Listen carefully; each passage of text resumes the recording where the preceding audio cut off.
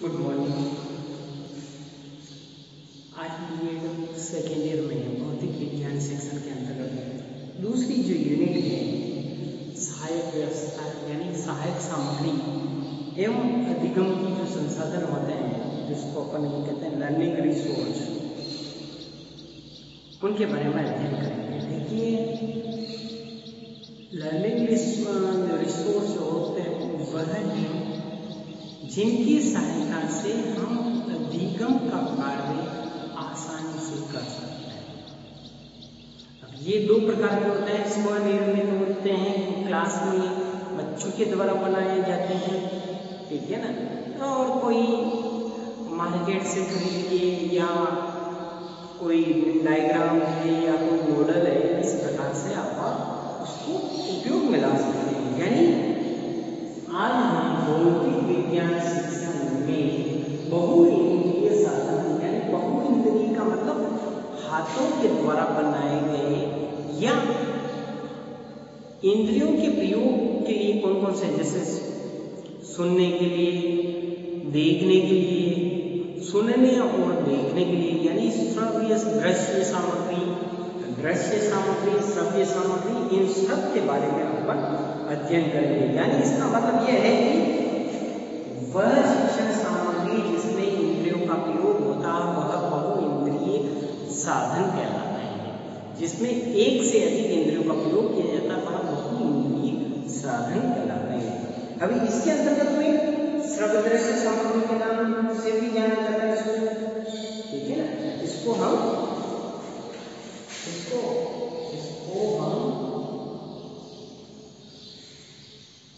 श्रव्य दृश्य सामग्री के नाम से भी जानते हैं। सहायक सामग्री के माध्यम से भौतिक विज्ञान शिक्षण को बहुत ही रोचक और आसान बनाया जा सकता है। श्रव्य और दृश्य साधन छात्रों का ध्यान आकर्षित करता है। आज मैं कोई चार्ट लेके आया हूँ या मॉडल लेके आया हूँ तो बालकों की जिज्ञासा उसकी तरफ ज्यादा रहती है और वह उसको देखने के लिए कि इसमें क्या है, सर आज क्या बताने वाले हैं, तो इस प्रकार की उसमें जिज्ञासा रहती है। और इस जिज्ञासा से क्या होता है, उसमें अधिगम यानी सीखने की प्रवृत्ति का विकास ज्यादा होता है। इसके प्रयोग से छात्रों के समक्ष जो कठिन से कठिन पाठ्य सामग्री है उसको भी सरलता से स्पष्टीकरण कर दिया जाता है। अब मैं इसका डायग्राम बनाकर बता रहा हूँ तो वह क्या होगा, बालक जल्दी समझ जाएंगे। मैं कहने में अब जैसे कि मैंने ये कहा कि बहुइंद्रिय, यह वर्ड, यह शब्द एक नया शब्द है और जब मैंने कहा कि श्रव्य दृश्य सामग्री तो आप जल्दी से समझ जाएंगे। श्रव्य दृश्य सामग्री तो ये कुछ नए वर्ड होते हैं, जो नए शब्द होते हैं, जो कठिन होते हैं, लेकिन इनको प्रस्तुतिकरण इस प्रकार से किया जाए कि यह कठिन सामग्री जो है वह आपको सरलता से ध्यान में आ जाए, ठीक है। अब श्रव्य दृश्य सामग्री के प्रयोग से यह स्पष्ट हो जाता है कि छात्र जो कुछ देखता है उनकी संख्याएं ऑटोमेटिकली दूर हो जाती है। भाई मोर ऐसा होता है, ठीक है, हवाई जहाज ऐसा होता है, जाके प्रत्यक्ष रूप से उसको देखेगा, किस प्रकार उसकी सीटें होती है, किस प्रकार की उसके पंखड़ियाँ होती हैं, किस प्रकार उसके पहिए होते हैं, वो पूरा उसको वॉच करेगा यानी उसको देखेगा तो उसके दिमाग में एक चीज क्लियर हो जाएगी कि उसकी कोई शंका नहीं रहेगी और कोई कठिनाई नहीं रहेगी। आंख से देखने के बाद में सारी शंकाएं दूर हो जाती हैं, ठीक है। दूसरे शब्दों में यह कहा जा सकता है कि श्रव्य दृश्य सामग्री के माध्यम से प्रयोग से बालक यह अनुभव करता है कि उससे कक्षा में मौलिक चिंतन को प्रोत्साहन मिलता है और वह समझ जाता है कि वितर्क कुतर्क नहीं करना, यानी तर्क संगत बात करना, कुतर्क और वितर्क वाली बात नहीं करना, ठीक ठीक है ना। इस प्रकार वह श्रव्य दृश्य सामग्री के माध्यम से बालक अति शीघ्र सीख लेता है। इसी के संदर्भ में विद्यालयों में श्रव्य दृश्य सामग्री का उपयोगिता के संबंध में कोठारी शिक्षा आयोग ने समय समय पर कोठारी शिक्षा आयोग ने भी बहुत अपने विचार व्यक्त किए हैं। इसके अलावा तो महोदय ने भी अपने विचार व्यक्त किए जिनके बारे में हम अध्ययन करेंगे।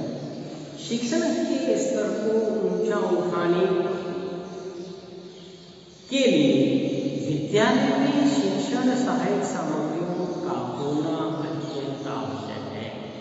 यानी क्वालिटी बेस्ड एजुकेशन के लिए इन सहायक सामग्रियों का होना आवश्यक है। निसंदेह इससे शिक्षा के क्षेत्र में क्रांति पैदा हो जाएगी। अब बीएड करवानी है, एसपीसी करवानी है, इन ट्रेनिंग कॉलेज का उद्देश्य ही यही है कि पढ़ाना सबको आता है, ऐसा नहीं है कि नहीं आता है, पढ़ाना सब जानते हैं, पढ़ना भी सब जानते हैं, लेकिन उसकी जो प्रस्तुतिकरण है उसको सरलता से किस प्रकार पेश किया जाए। अब तो आप इतने आपको छूट मिल गई है, क्योंकि अभी आप इंटर्नशिप पे जाते हैं 24 दिन की या 96 डे की, तो उसमें टीचर आपके साथ में नहीं होता। पहले क्या होता था, आपको 1 महीने की जो इंटर्नशिप होती थी, जिसको पाठ योजना लेसन प्लान के नाम से जानते थे, उसमें वह टीचर आता था आपके साथ में, वह हर एक लेसन आपकी चेक करता था। पहले तो रफ में चेक करता था, फिर वो साइन करने के बाद में आपको उस डायरी में उतारना, और उस डायरी में उतारने के बाद में भी जब आप प्रस्तुतिकरण करते हैं तब वह पीछे आके आपको उस लेसन को चेक करता था, जिससे क्या हो कि आपकी क्वालिटी बढ़े। लेकिन फिर सरकार ने सोचा कि इससे बालकों पर अत्यधिक दबाव बढ़ रहा है, जो प्रशिक्षण लेने वाले विद्यार्थी हैं उनके ऊपर दबाव पड़ रहा है, तो उन्होंने फिर ये इंटर्नशिप का सहारा लिया। ठीक है ना।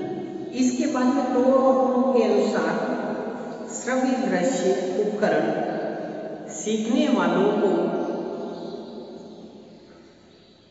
व्यक्ति, घटनाएं, वस्तुएं और कारणों तथा प्रभाव के संबंध में नियोजित अनुभव का लाभ उठाने का अवसर प्रदान करते हैं। यानी श्रव्य दृश्य सामग्री सीखने वाले को व्यक्ति हो, घटना हो, वस्तु हो या कारण तथा प्रभाव हो, इनके संबंध में नियोजित अनुभव से लाभ उठाने के लिए कार्य करती है। यह श्रव्य दृश्य सामग्री या बहुइंद्रिय सामग्री का अर्थ और परिभाषा। अब इसकी आवश्यकता और इसके महत्व के बारे में पढ़ेंगे। पहली आवश्यकता है, श्रव्य दृश्य सामग्री से अध्यापक छात्रों का ध्यान आकर्षित करने में सहायता मिलती है।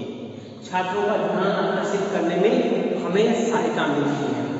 फिर दूसरा, इसमें समय की बचत होती है और इसके द्वारा प्राप्त ज्ञान स्थायी और प्रभावशाली होता है। ठीक है ना। फिर नेक्स्ट आता है, शिक्षक इन श्रव्य दृश्य सामग्रियों से अपने उद्देश्यों को प्राप्त करने में सहायता मिलती है। यानी वह जो उद्देश्य निर्धारित करता है कि अधिगम को प्रभावी बनाकर अधिगम उसको सरलता से मिल जाए, उसके लिए वह प्रभावी कदम उठाता है। ठीक है ना। इसके साथ में श्रव्य दृश्य सामग्री का प्रयोग मनोवैज्ञानिक नियमों पर आधारित होता है। ये सारे मनोवैज्ञानिक के नियमों पर आधारित है। श्रव्य दृश्य सामग्री छात्रों को शारीरिक, मानसिक क्रियाओं के लिए उत्तेजित करती हैं और श्रव्य दृश्य सामग्री के माध्यम से एक से अधिक एक ही समय में अनेक छात्रों को आप पढ़ाया जा सकता है। तो यह भौतिक विज्ञान में बहुइंद्रिय साधनों का महत्व हो गया है। तो आज हमने भौतिक विज्ञान की दूसरी unit resource learning of resource के बारे में हमने अध्ययन किया दूसरी यूनिट में, जिसमें बहुइंद्रिय यानी इंद्रियों का अधिक से अधिक किस प्रकार प्रयोग किया जाए, चाहे वह आँख हो, नाक हो, कान हो, जीभ हो, चाहे इस प्रकार इसका ज़्यादा से ज़्यादा प्रयोग किया जाए जिससे बालक करके सीखे। वह प्रवृत्ति इसमें अपनाई गई है जिसके माध्यम से बालक करके अति शीघ्र सीखता है और वह ज्ञान स्थायी होता है। तो आज का हमारा ये टॉपिक